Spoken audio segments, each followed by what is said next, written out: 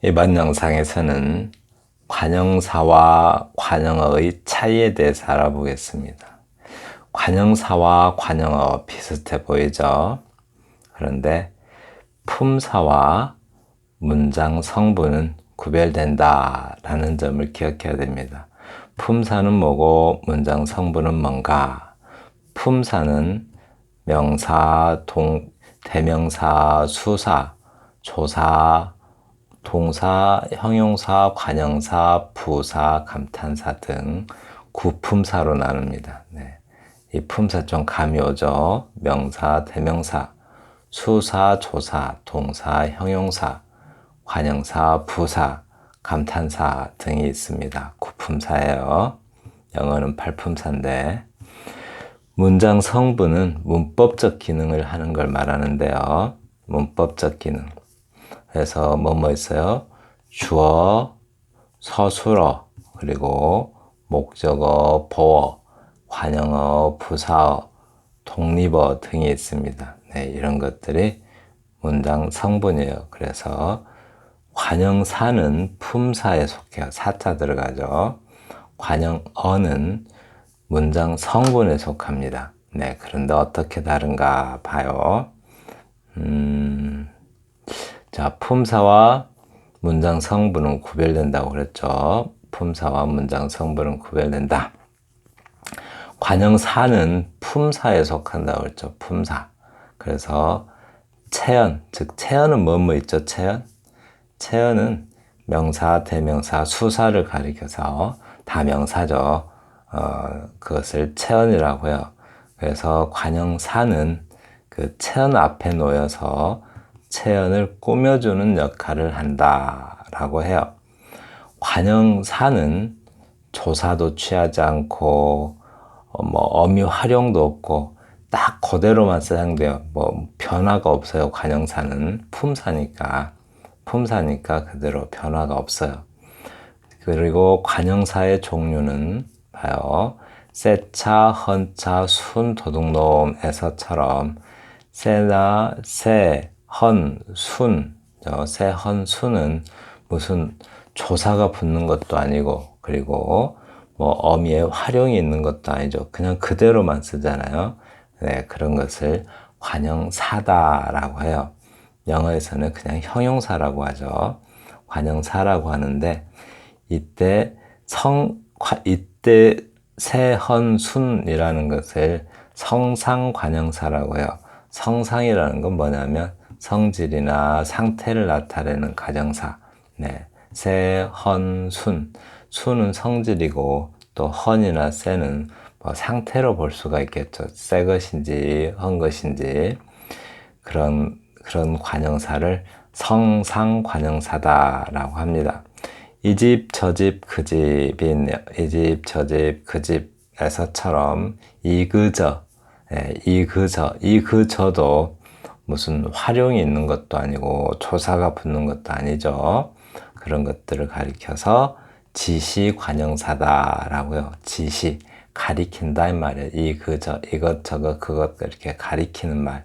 그걸 지시관형사다라고 해요. 그리고 한 사람, 두 사람, 세 사람에서 한, 두, 세 이렇게 숫자로 세죠. 숫자로 세는 것을 수관형사다라고 해요. 자, 관형사 뭐뭐 있었어요? 성상관형사, 지시관형사, 수관형사 이렇게 세 가지가 있었죠. 반면에 관형어는 뭐예요? 관형어는 문장 성분이라고 했죠. 문장 성분. 그래서 관형사가 체연 앞에서 쓰였듯이 관형어도 문장 성분으로서 체연 앞에 쓰여요. 그리고 그 체연이 뭐뭐 있다고 그랬어요? 명사, 대명사, 수사. 사실은 다 명사죠. 그것들을 체연이라고 하는데 그 체연을 꾸며주는 역할을 합니다. 따라서 관형어는 종류가 많아요.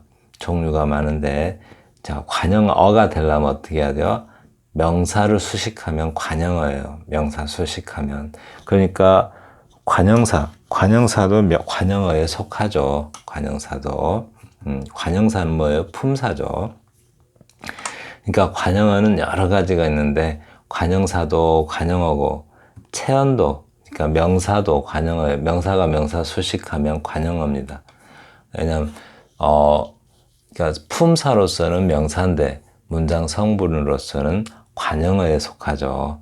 또 관형격 조사가 붙은 체언 그러니까 명사가 조사가 붙어가지고 뒤에 있는 명사를 수식하면 관형어가 돼요.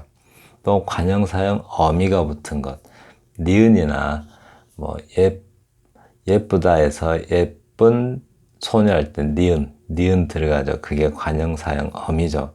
그 관형사형 어미가 붙은 동사나 형용사도 명사를 수식하면 관형어가 돼요. 예를 들어서 공부하다 이렇게 했어요. 공부하다는 동사죠.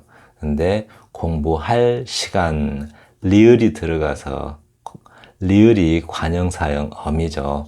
그리고 리을이 들어가서 시간이라는 명사를 수식해요. 그러면 관형어에 속합니다.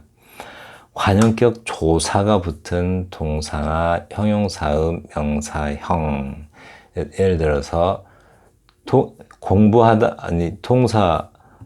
공부하다가 동사잖아요. 그러면 명사형은 공부함인 명사형이겠죠. 근데 공부함에다가 무슨 공부함의 하고 넣어요. 공부함의 뭐 중요성 이래봐요. 그러면은 공부함의가 붙어가지고 중요성이라는 명사를 수식해요. 그러면 관형어가 됩니다. 네. 근데 예를 들면 이렇게 돼요. 한번 하나씩 살펴볼까요? 자, 보기를 들면 우리는 예를 들면 이렇게 말하는데 국어에서는 보기를 들면 다음과 같다. 참 새롭죠. 나는 새 차를 샀다. 이게 이제 품사로서는 뭐예요? 성상 관형사죠. 관형사인데 왜 관형사죠? 왜냐하면 새 차에서 새는 무슨 활용이 있는 것도 아니고 조사가 붙는 것도 아니고 딱 그대로만 써요. 그러면 관형사입니다. 그런데 차를 수식했다는 의미에서 문장 성분은 뭐예요? 문장 성분으로서는 관형어에 속해요. 다시 한번요. 품사로서는 관형사에 속하고 문장 성분으로서는 명사를 수식했으니까 관형어에 속합니다. 그리고 나는 숲 생활을 좋아한다. 이때 이 숲죠. 숲 생활을 좋아한다. 숲은 품사가 뭐예요? 명사죠. 네, 명사인데 숲의 품사는 명사인데 생활을 수식했다는 의미에서 문장 성분은 관형어에 속합니다. 네. 다시 한번요. 숲은 명사인데 다시 한번요. 숲은 명사인데 뒤에 있는 명사를 수식했죠. 그러면 명사라 하더라도 다른 명사를 수식하면 관형어에 속해요. 그래서 숲은 관형어다. 다시 한번 해볼까요? 숲이 품사로서는 명사고 문장 성분으로서는 관형어다 해요. 그 다음 세명이가 순미의 차를 빌렸다 했어요. 이때 순미는 뭐죠? 순미는 명사죠. 대명사 아니요 고유명사 대명사 아니에요. 고유명사죠. 명사인데 품사는 명사인데 의는 조사죠. 이렇게 의가 조사예요. 그래서 명사와 조사가 만나가지고 뒤에 있는 명사를 수식해요. 이렇게. 그럼 순미는 명사고 의만 놓고 보면 조사인데 순미의는 관형어에 속하죠. 문장 성분으로서 관형어. 네. 그래서 명사에 조사가 붙어가지고 뒤에 있는 명사를 수식하니까 관형어에 속합니다. 순미의 하고. 그 다음, 내일은 독서할 시간이 없다. 독서하다는 품사가 뭐예요? 동사죠. 독서하다. 그런데 리을이나 니은은 관형사형 어미예요. 그래서 동사에 관형사형 어미가 붙어가지고 뒤에 있는 시간을 수식했으니까 네, 문장 성분이 뭐예요? 독서할 문장 성분은 관형어입니다. 다시 한번요. 독서하다라는 품사는 동사인데 이 리을이라는 관형사형 어미가 붙어가지고 뒤에 시간이라는 명사를 수식했으니까 독서할은 문장 성분으로서 관형어에 속한다라고 해요. 다 정리합니다. 관형사와 관형어의 차이. 관형사는 품사로서의 역할을 말하고요. 관형어는 문장 성분으로서의 역할을 말해요. 그래서 품사와 문장 성분은 구별된다. 네, 이렇게. 문장 성분은 문법적 기능이죠. 그래서 품사는 뭐 있어요? 명사, 대명사, 수사, 조사, 동사, 형용사, 관형사, 부사, 감탄사 등 구품사가 있어요. 구품사 이렇게. 네.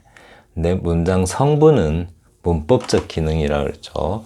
주어, 서술어, 목적어, 보어, 관형어, 부사어, 독립어 등이 있어요. 네. 네, 지금까지 관형사와 관형어의 차이에 대해서 알아봤습니다. 감사합니다.